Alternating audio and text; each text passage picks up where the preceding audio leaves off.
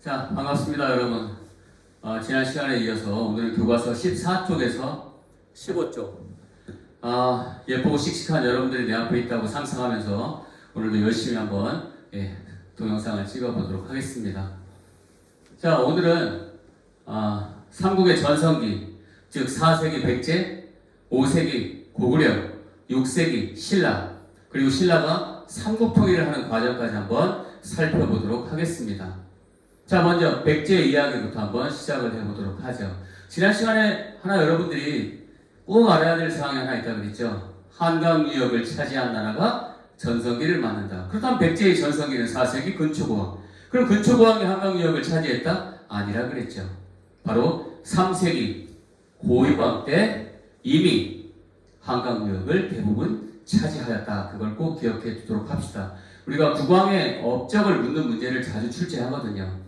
했을 때 근초고왕의 업적에 예를 들어서 목지국을 병합했다. 자, 목지국은 우리 사만 때 가장 큰 그 마한의 소국 중에서 사만을 대표하던 하나의 영도국이라고 합니다. 그래서 사만 중에서 가장 파워가 셌던 그 목지국. 그 목지국이 한강 유역에 위치하고 있었거든요. 그래서 한강 유역을 차지했다 또는 목지국을 정복하였다 또는 병합하였다. 이건 근초고왕의 업적이 아니라 바로 고위왕의 업적임을 꼭 기억해 주기 바랍니다. 한편 고위왕의 또 다른 업적 앞에서 살짝 살펴봤죠. 삼국이 중앙집권국가로 성장하는 과정에서 지방의 보족장들을 중앙으로 편입시켜서 관직을 등급에 맞게 관직을 주었다 그랬죠. 이것을 우리는 관등제라고 이야기합니다. 관등제. 그리고 관직의 높고 낮음에 따라서 관복의 색깔을 정해줬습니다. 일반적으로 가장 높은 상위 벼슬은 자주색, 그 다음에 비색, 그 다음 청색, 그 다음에 황색, 이런 식으로 관리의 복색을 정해서 색깔을 정해서, 복은 옷이란 뜻이고 색은 색깔이란 뜻이죠. 바로 위계 질서를 정해준 거죠. 질서를. 그 위계 질서의 가장 상위에 누가 존재한다고 그랬습니까? 바로 왕이 존재한다고 했죠. 그렇다면 이것은 왕권 강화의 의미를 담고 있다고 볼 수 있습니다. 이렇듯 백제는 3세기 고위왕 때 백제가 중앙 집권국가로 발전하는 그 토대를 닦게 됩니다. 한편 그 뒤를 이어서 이제 전성기 4세기로 가보겠습니다. 바로 근초고왕의 업적을 이야기해야 되겠죠. 자, 우리가 사만이 이렇게 있으면 바로 이런 식으로 한번 그려보겠습니다. 그럼 여기가 마한, 이곳이 변한, 철이 많이 생산됐죠. 이제 변화는 곧 가야가 되겠죠. 그리고 이제 신라로 발전할 진안, 이렇게 됐을 때 고위왕 때까지는 한 여기까지만 정복을 한 거죠. 그 나머지 밑에 전라도 지역을 이제 근초고왕이 영토 확장을 통해서 다 확보를 하게 됩니다. 따라서 근초고왕의 업적은 마한의 남은 세력을 정복하였다, 이런 말이 나와야지 목지국을 병합하였다 또는 한강 유역 대부분을 차지했다는 답이 될 수가 없습니다. 자, 그럼 밑으로만 내려왔느냐? 아니죠. 영토 확장이니까 위로도 치고 올라갔겠죠. 위에는 고구려가 있었습니다. 따라서 고구려를 공격합니다. 근초고왕 때 자기 아들 근구수를 통해서 공격을 하게 합니다. 그리고서 어디에서 이제 전투를 벌이냐면 평양성에서 전투를 벌이게 됩니다. 이때 우리 삼국시대의 보통 전투에는 왕이 직접 참전을 하는 경우가 많습니다. 당시 고구려의 왕은 고국 원왕이었습니다. 이 전투에서 고구려의 왕인 고국 원왕이 우원망스럽게 전사하게 됩니다. 그래서 고국 원왕이 전사를 하게 돼요. 이 고국 원왕의 증손자가 누구냐면 굉장히 오래 사셨죠. 누군지 알겠죠? 바로 장수왕입니다. 장수왕은 5세기 고구려의 전성기 때 남하 정책을 통해서 이제 백제의 수도 한성을 빼앗게 될 겁니다. 즉 정조 할아버지 고국 원왕의 복수를 해주게 되겠죠. 그래서 고구려의 영토였던 황해도 일대까지, 우리가 보통 전성기다 그러면은 대표적인 내용이 바로 영토 확장입니다. 한편 근초고왕 때 중국과도 활발한 교류를 하게 됩니다. 그래서 당시 중국에 여러 국가가 있었어요. 그 중에 하나가 바로 동진이죠. 특히 동진은 앞서서 4세기 백제 근초고왕 다음이죠. 침류왕 때 이 동진으로부터 이제 불교를 수용하게 되겠죠. 불교 수용 뭐 좀 알 필요가 있죠. 참고적으로 고구려는 소수림왕 때 중국의 동진이 아니라 전진으로부터 불교를 수용하게 되죠. 그리고 백제는 일본과도 활발히 교류를 했습니다. 만약에 삼국 중에서 어느 나라가 가장 일본하고 친했느냐, 당시 왜와 친했느냐 한다면 여러분들은 백제로 알고 있으면 됩니다. 그 증거를 조금 있다가 사진 자료를 통해서 한번 우리가 살펴보도록 할 겁니다. 자, 이제 백제의 전성기에 이어서 이제 5세기 고구려의 전성기의 내용을 한번 살펴보도록 하겠습니다.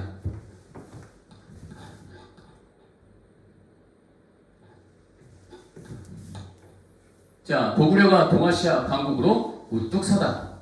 자, 이 시기에 우리가 알아야 될 고구려의 대표적인 두 명의 왕은 바로 만주벌판 탈려라 광개토대왕 그리고 그의 아들 장수왕입니다. 한번 광개토대왕부터 시작을 해보도록 하죠. 자, 우리가 흔히 남아정책 하면은 장수왕이죠. 그런데 광개토대왕도 남아정책을 했습니다. 그 증거 여기 있죠. 바로 백제를 공격하여 백제의 영토였던 한강 이북을 점령하였다. 자, 문제되기 참 좋죠. 한강의 전 지역을 차지하고 너무 뿌듯해서 장수왕이 세운 비석이 있어요. 그걸 우리는 충주 고구려비라고 합니다. 즉 한강 전체를 차지했느냐 아니면 한강 이북을 차지했느냐, 그거 가지고 광개토대왕과 장수왕을 비교할 수 있습니다. 자, 그 다음에 아주 중요한 내용이 하나 나와 있는데요. 바로 정확하게 따지면 400년에 이르렀습니다. 5세기가 시작되는 400년. 당시 신라의 왕은 누구였냐면 처음으로 그 마립간이라는 명칭, 대군장을 칭하는 마립간이라는 용어를 명칭을 사용했던 바로 신라의 내무왕 때였습니다. 아직은 신라가 힘이 없을 때죠. 이제 막 중앙집권 국가로 막 토대를 닦을 때예요. 이때 그 신라의 뒤에 지도 있지만 바로 외구가 자주 쳐들어왔습니다. 해안 지역을 노략질을 했어요. 근데 신라가 아직 군사력이 강할 때가 아니라 결국 고구려의 도움을 요청합니다. 그때 고구려의 왕이 누구냐? 바로 광개토 대왕이었어요.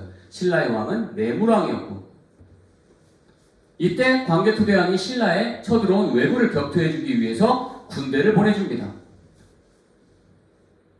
그리고 왜구를 격퇴해줘요. 그럼 왜 고구려는 신라의 도움 요청을 받아들였느냐? 그럼 뭐 너무나 단순한 결론이죠. 바로 신라에 대한 영향력을 강화하기 위해서 그랬겠죠. 근데 참 안타까운 건 뭐냐면 이 사이에 가야가 있었죠. 가야. 옛 변한 지역에. 이때 가야도 큰 타격을 받게 될 겁니다. 역시 밑에 있는 지도를 보면서 자세히 또 설명해 보도록 하겠습니다. 자, 이제 광개토대왕의 뒤를 이어서 이제 장수왕으로 갑시다. 현재 선생님은 5세기 고구려의 상황을 얘기하고 있습니다. 광개토대왕은 4세기 말 5세기 초까지고 그 뒤는 이제 장수왕의 이야기입니다. 일단 당시에 지금 5세기의 중국의 상황은 위진남북조 시대라 그래서 서로 분열식이었습니다. 그 남조와 북조, 특히 남조 같은 경우에는 송제, 양진 이렇게 네 나라로 이제 발전을 하게 되는데 그 남북조와 모두 교류를 했습니다. 느낌이 오죠? 전성기 때는 바로 중국과 활발한 교류를 한다. 근초고왕 때도 바로 동진과 외와 교류를 했죠. 두 번째, 너무나 여러분들이 잘 알고 있는 바로 평양천도입니다. 평양으로 왜 수도를 옮겼는가? 바로 이 정책을 하기 위해서 밑으로 치고 내려가기 위한 근거지를 국내성에서 밑으로 내린 거죠. 평양으로 내린 거죠. 자, 그 결과 어떻게 됐습니까? 고구려의 군사력은 너무 강했습니다. 백제는 수도인 한성을 빼앗기게 됩니다. 이때 백제의 왕이 아주 괴롭게 죽어갑니다. 괴롭게. 바로 계로왕이었습니다. 자, 이렇게 해서 결국 고구려가 한강 유역의 전 지역을 차지하게 됩니다. 그리고 앞서서 얘기했듯이 그걸 기념하기 위해서 남한강 쪽에 바로 기념비를 세웁니다. 그 비석이 바로 충주 고구려비 또는 중원 고구려비라고 이야기를 하죠. 한편, 자, 수도를 빼앗겼습니다. 백제가. 원망스럽겠죠. 이렇게 수도를 빼앗긴 백제는 결국 수도를 옮길 수밖에 없었습니다. 어디로 옮겼느냐? 여기서 아주 가까운 지역이죠. 바로 지금의 공주, 바로 웅진으로 천도를 하게 됩니다. 자, 여기서 두 번째 또 포인트. 그 웅진 시대를 대표하는 두 명의 왕을 알아야 합니다. 오른쪽에, 왼쪽에 있군요. 바로 동성왕과 무령왕입니다. 여러분들 무령왕은 잘 알죠? 무령왕비. 무령왕능이죠? 무령왕능. 자, 동성왕, 무령왕. 너무나 간단한 상식이 통합니다. 자, 어느 한 나라가 삼국 중에서 강하면 다른 두 나라는 서로 힘을 합칩니다. 그 강한 나라에 대항하기 위해서. 자, 그럼 현재 고구려가 전성기이다. 그렇다면 백제와 신라는 힘을 합칠 수밖에 없었던 거죠. 신라의 나자와 백제의 제자를 써서 우리는 이것을 나제 동맹이라고 이야기를 합니다. 근데 여기서 함정이 있어요. 그 함정이 뭐냐면 바로 신라와의 동성왕 때, 웅진시대 때, 수도가 공주였을 때 신라와의 동맹을 강화하였다 이렇게 되어 있죠. 다시 얘기하면 신라와의 동맹을 체결하였다 그러면 오답이죠. 동성왕 이전에 이미 신라의 눌지왕과 백제의 비유왕 때 이미 동맹이 체결됐습니다. 따라서 동성왕 때는 신라와의 동맹이 체결되었다가 아니라 강화되었다는 말이 맞는 답이 될 수밖에 없고요. 그 뒤를 이어서 이제 무령왕이 즉위를 합니다. 자, 중국이 남북조 시대라고 그랬죠. 그 남북조 중에 남조와 교류를 했습니다. 그 남조가 송, 제, 양, 진 이렇게 네 나라인데요. 송, 제, 양, 진 그 중에 바로 양나라와 교류를 했습니다.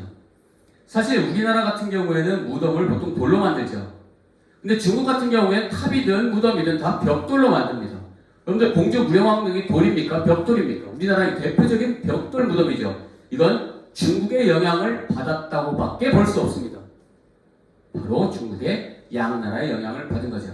중국 남조의 양나라와 교류를 했다. 무령왕 얘기하는 겁니다. 웅진시대.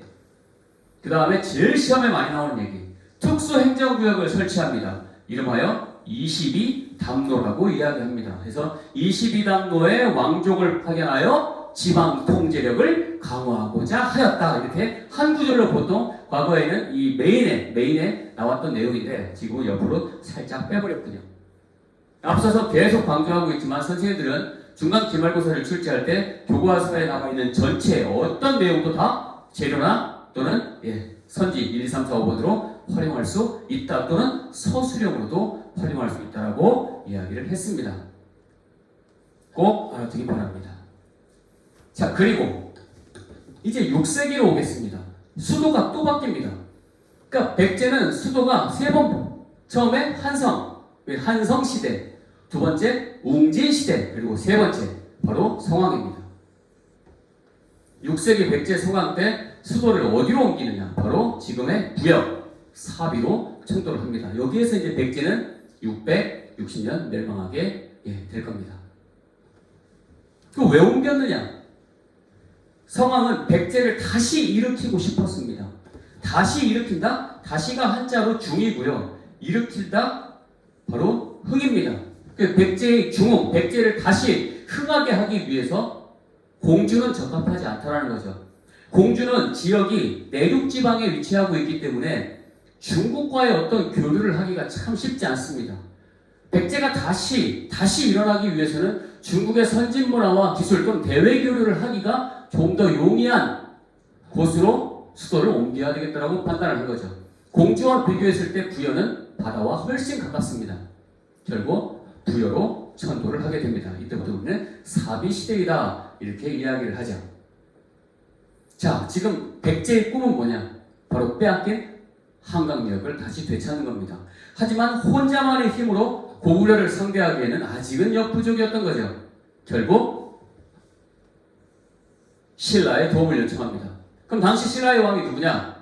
곧 우리가 배우게 될 삼국 중에 이제 신라가 전성기를 맡게 되는 바로 진흥왕이었습니다.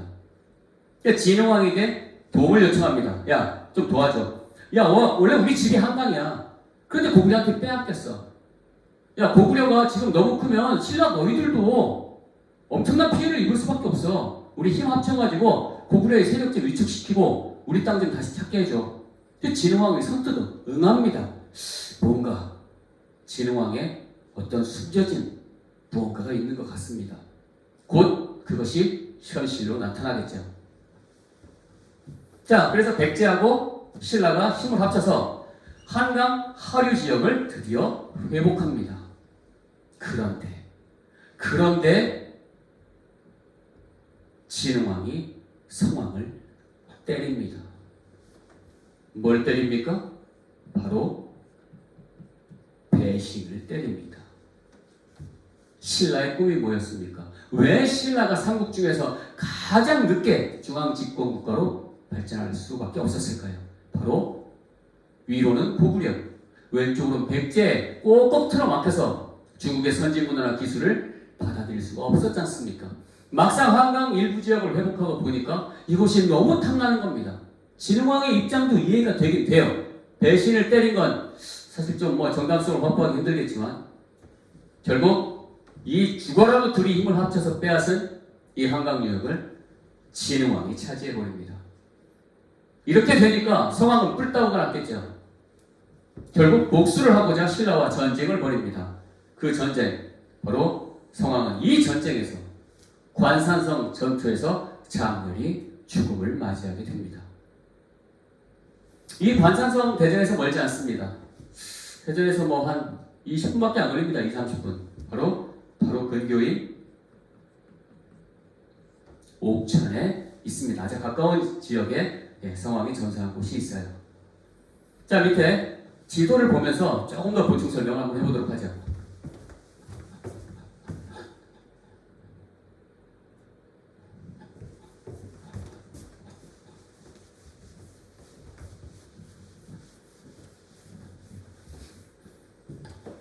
자, 왼쪽에 있는 지도부터 보겠습니다. 자, 4세기 백제의 성장에서 4세기 백제의 전성기. 뭘 가지고 지도에서 이게 4세기 지도인지 5세기 지도인지 6세기 지도인지 어떻게 구분합니까? 너무 간단합니다. 바로 이 한강유역, 한성, 지금 서울의 중심으로 하는 위로 흐르는 게 북한강, 아래쪽으로 흐르는 게 남한강입니다. 여기 지금 한강 보이고 있죠? 이렇게 아래쪽으로 흐르는 건 남한강. 이 한강유역을 어느 나라가 차지하고 있느냐? 자, 백제가 차지하고 있죠? 백제의 전성기. 그러면 4세기.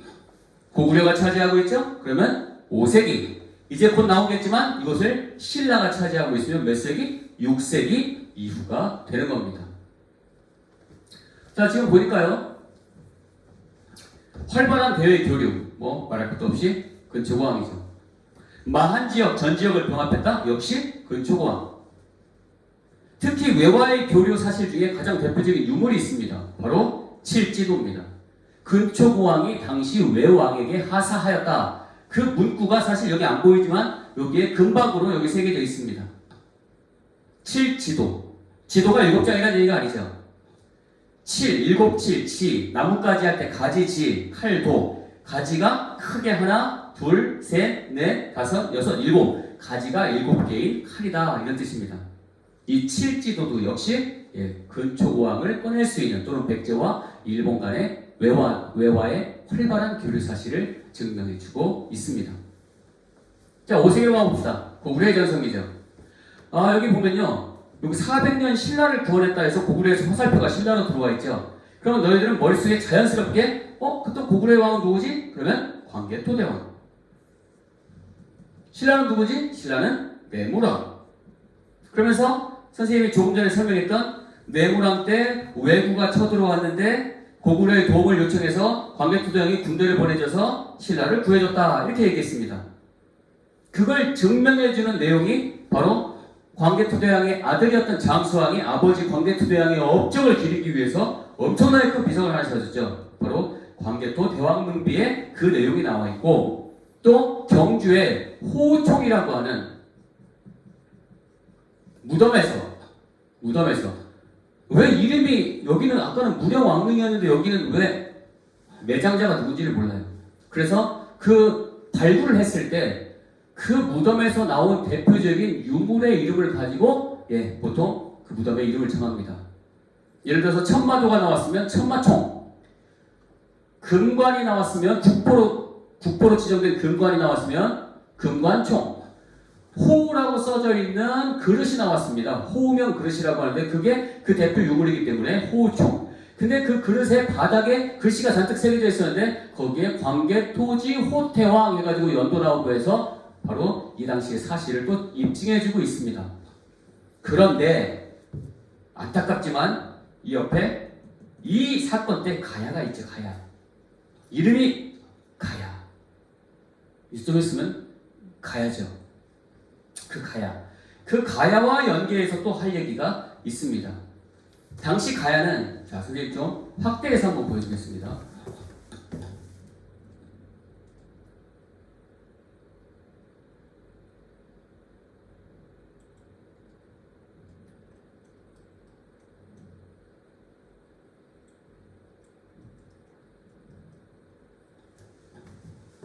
자, 잘 보이죠? 자, 가야 이야기를 여기서 잠깐 끝내볼게요. 자, 가야는 처음에 시작이 6개의 연맹체로 출발을 했습니다. 육가야 연맹체라고 이야기를 합니다. 그 가야의 건국설에는 김순호가 나오죠. 그 김순호가 세운 게 김해의 금관가야예요. 그래서 여러분들이 6개의 가야 다 필요 없습니다. 2개만 알면 됩니다. 요 밑에 그리고 요 위에, 뭐 위치가 정확하지 않지만 대충 이쯤입니다. 요 아래가 이제 김해 금관가야, 이 위가 고령 지역의 바로 대가야입니다. 대가야. 자, 그리고 선생님이 화살표를 하나 이렇게 그려보겠습니다. 자, 신라에 쳐들어온 왜구를 격퇴해주기 위해서 고구려 군대가 들어와서 왜구를 격퇴해줬습니다. 고구려는 광개토대왕, 그 다음에 신라는 내무랑. 이때 고구려의 군대가 왜구만 몰아낸 게 아니라 옆에 있는 가야까지 치고 들어갑니다. 가야까지 공격을 하게 되죠. 이때 김해의 금관가야가 박살이 나버립니다. 큰 피해를 입어요. 사실 6개의 가야 중에 가야 연맹체인데 그 중에 처음에는 이 김해의 금관가야가 여기를 지도를 했거든요. 이끌었거든요. 이걸 우리가 이제 맹주국이라고 합니다. 맹주국. 이때는 우리가 전기가야 연맹이라 그래요. 그 전기가야 연맹의 맹주국이었던 김해의 금관가야가 이 사건 때 고구려 군대의 침입을 받아서 큰 타격을 받게 되는 겁니다. 김해의 금관가야가. 그래서 더 이상 맹주국으로서의 역할을 수행할 수가 없습니다. 결국 중심지가 당시 가장 적게 피해를 입었던 지역인 고령 지역으로 그 중심지가 올라가요. 그래서 고령의 대가야가 후기 가야 연맹을 이끌게 될 겁니다. 따라서 이 사건을 가지고 만약에 문제를 만든다면 여러분들은 단순히 그래서 뭐 고구려가 뭐 광개토대왕 때 신라 내무랑 도와줘가지고 왜구를 격퇴해줬네, 뭐 그 증거가 뭐 광개토대왕 능비하고 호명 그릇 여기서 나와 있다고 하네, 이런 정도와 플러스 하나 꼭 알아야 될 건 바로 김해의 금관가야가 큰 타격을 받아서 맹주국으로서의 역할을 하지 못해 결국 가야 연맹체의 맹주국이 고령의 대가야로 옮겨갈 수밖에 없었다. 이 사건과 연계를 꼭 시켜야 합니다. 이게 바로 그 화살표의 의미죠. 더불어 뒤에 가서 또 가르치겠지만 너무 시험에 내기 좋아서 이 전기 가야 연맹의 맹주국이었던 금관가야는 곧 배우게 될 신라의 법풍왕 때 정복을 당하게 될 거고요. 그 다음에 후기 가야 연맹의 맹주국이었던 고령의 대가야는 신라의 6세기, 여기도 6세기 진흥왕 때 정복을 당하게 될 겁니다. 그러면서 가야 연맹은 멸망하게 됩니다. 자, 됐죠?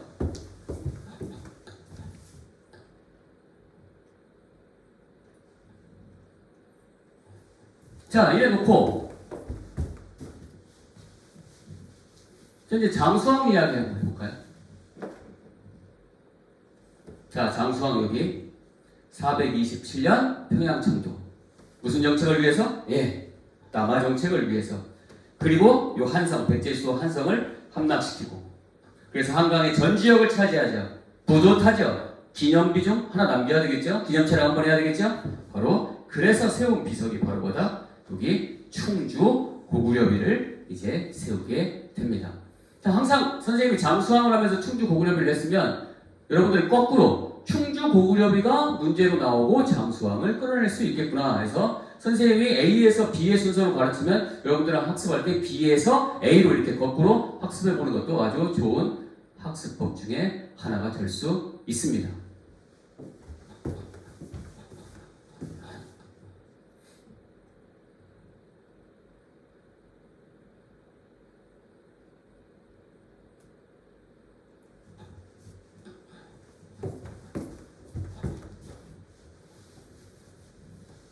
자, 오늘은 시간이 많이 돼서 신라가 한강유역을 차지하다까지 하고 다음 시간에 신라가 삼국 통일을 하다 해서 그건 다음 시간에 한번 해보도록 하겠습니다. 자, 이제 6세기 신라의 전성기로 들어가 보죠. 좀 빠른 속도로 하겠습니다. 자, 우리가 6세기를 대표하는 신라의 3명의 왕을 꼭 알아야 합니다. 바로 6세기 초 지증, 6세기 전반 법흥, 그리고 6세기 중반 진흥 해서 지증, 법흥, 진흥왕의 업적을 꼭 알아야 됩니다. 우리는 지금 신라라고 부르죠. 하지만 과거에는 서라벌이라고 했습니다.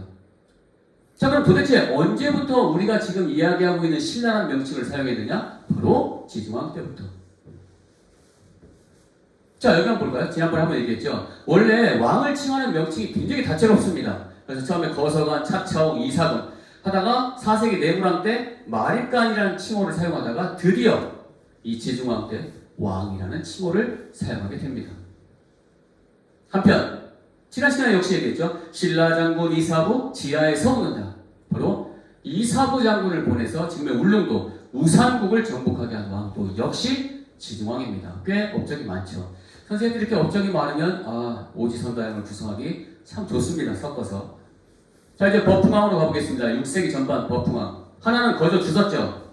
바로 법이 율령이니까 율령반포. 참고적으로 소수리망, 고구려 소수리망 때는 4세기 율령을 반포했죠. 백제는 뭐 딱히 정확하게 뭘 얘기하기 힘들다고 했죠. 그리고 신라는 6세기 법흥왕 때 율령을 반포했고요. 그 다음에 이것도 앞에서 배웠습니다. 불교 공인. 다른 나라 다 수용인데? 고구려는 소수리망 때 4세기 전진으로부터 수용했고, 백제는 침략 때 4세기 동진으로부터 수용했고. 선생님 이건 왜? 이것도 얘기했죠. 신라는 고구려와 백제의 틀어막혀 있어서 직접 중국으로부터 불교를 수용하기가 힘든 지정학적 위치였죠. 그래서 5세기 물지왕 때 고구려로부터 불교를 받아들였습니다. 고구려 승려가 들어와서. 그래서 백성들 사이에 민간에 한 100년 떠돌았다고 그랬죠. 왜냐하면 저 한쪽 구석에 봤던 경주의 왕실은 굉장히 폐쇄적이라 이런 불교 같은 거를 굉장히 거부했습니다. 그들의 토착신앙만을 인정을 했죠. 그랬다가 한 100년을 떠돌다가 6세기 법흥왕 때 누구였죠? 바로 이차돈이었죠. 그 이차돈의 순교, 목에서 흰 피가 뿜어져 나왔죠. 바로 공식적으로 인정을 하게 됐죠. 한편 연호를 사용했다고 했고요. 독자적인 연호. 보통 중국식 연호를 사용하는데 독자적인 연호를 사용했다고 했고요. 건원이라는 앞에서 얘기했던 전기 가야 연맹의 맹주국이었던 금관가야를 정복하게 됩니다.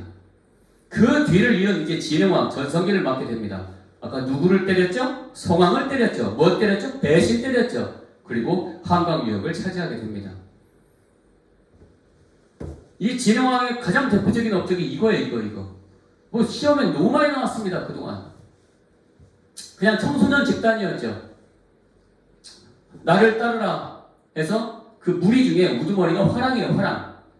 산천을 유랑하면서 술도 먹고 풍류도 즐기고 공부도 하고 무술도 닦고 그들을 따르는 무리들을 또 낭도라고 합니다.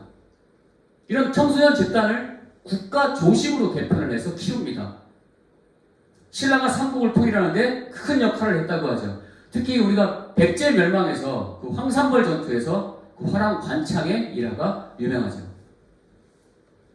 여기 백제와 연합하여 한강유역을 차지하고 이후 백제가 차지한 한강 하류 지역도 손에 넣었다 배신했죠.